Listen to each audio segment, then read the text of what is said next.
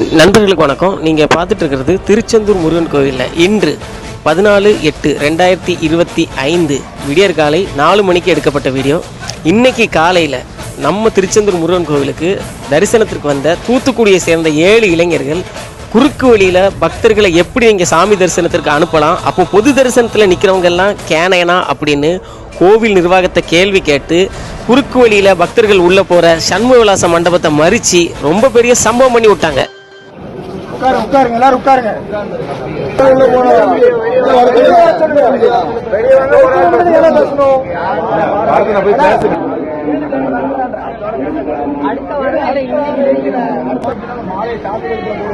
அதை யாரு நீங்க தடுக்கிறது?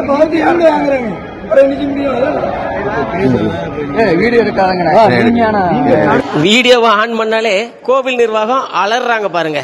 சரி, இந்த நண்பர்கள் இப்படி பேசிட்டு இருக்கிறப்ப ஏற்கனவே திருச்செந்தூர்ல என்னென்ன நடக்குதுங்கிற வீடியோ ஒருத்தர் வெளியிட்டு இருக்காரு. அதெல்லாம் எங்களுக்கு தெரியாதுன்னு நினைக்காதீங்க, இனி எங்களை ஏமாற்ற முடியாதுன்னு ரொம்ப தைரியமா போல்டா பேசியிருக்காரு. அப்போ அவரை நம்ம பாராட்டி ஆகணும்ல. அதனால நம்ம குழுவினரும் அங்க போய் பேசினாங்க அவங்க கிட்ட.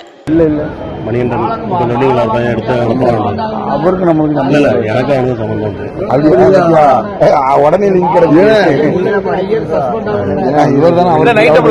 வீடியோ எடுத்துட்டு போனீங்க. கரெக்ட். அப்படி சும்மா சொக்காரங்கடா. ஆமா நண்பா, நாம சொந்தக்காரங்க தான். கோவில்ல நடக்கிற தப்ப தட்டி கேட்கிற எல்லாருமே நம்ம சொந்தக்காரங்க தான். எவனோ ஒருத்தன் வேலை வெட்டி இல்லாம வீடியோ போட்டு கத்திட்டு இருக்கிறான். அவனுக்கு திருச்செந்தூர்ல இருந்து எவனோ ஒருத்தன் வீடியோ எடுத்து அனுப்பி விட்டுட்டு இருக்கிறான். நம்மள என்ன பண்ண முடியும்னு ஒரே தப்ப திரும்ப பண்ணீங்கல்ல. இந்த 7 பேர் இன்னைக்கு கிளம்பி வந்து உங்களை லாக் பண்ணி மறிச்சாங்களா? நாம இறக்குன வீடியோ பார்த்துட்டு வந்தவங்களே இந்த அளவுக்கு இருக்கிறாங்க அப்படின்னா வீடியோவை இறக்குன நாம இறங்கி வந்தா என்ன ஆகும் அப்படிங்கிறத கோவில் நிர்வாகம் கொஞ்சம் யோசிச்சுக்கோங்க. அதனால கோவிலுக்குள்ள இருக்க முருகன் கிட்ட மன்னிப்பை கேட்டுட்டு இனி இந்த தப்பை பண்ணாம எல்லா பக்தர்களையும் சமமா நடத்துங்க. இளைஞர்கள் திடீர்னு பண்ண இந்த சம்பவத்தால காசு கொடுத்துட்டு குறுக்கு வழியில சாமியை பார்த்துட்டு போலான்னு நினைச்சிட்டு ஆசாசியா வந்த குறுக்கு புத்தி உள்ள பக்தர்கள் என்ன பண்றதுன்னு தெரியாம பேபேன்னு முழிச்சிட்டு நிக்கிறதா நீங்க பார்த்துட்டு இருக்கீங்க.